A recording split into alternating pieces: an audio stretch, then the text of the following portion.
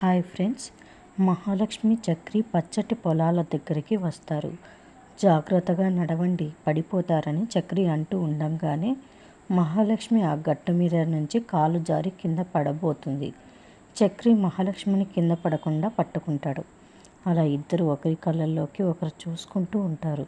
అది చూసిన మాధవ, అమ్మ రుద్రాంబిక, నా తమ్ముడితో మహాలక్ష్మి కలిసిపోయి శాశ్వతంగా మా ఇంట్లోనే ఉండిపోవాలి తల్లి అని మాధవ అనుకుంటాడు.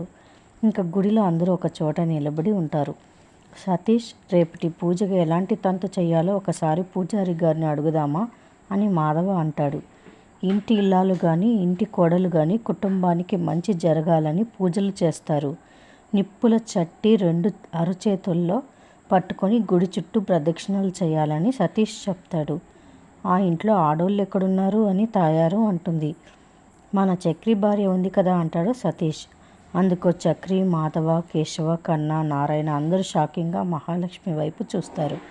మహాలక్ష్మి మౌనంగా షాకింగ్గా చూస్తుంది. మరిన్ని అప్డేట్స్ కోసం ప్లీజ్ సబ్స్క్రైబ్ చేయండి. Thanks for watching.